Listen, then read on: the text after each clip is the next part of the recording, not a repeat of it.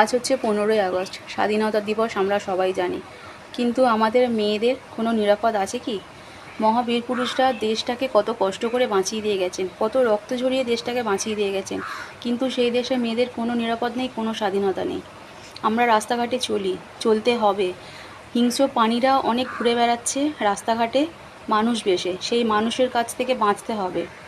হিংস্র প্রাণীদের কাছ থেকে আমাদের বাঁচতে হবে।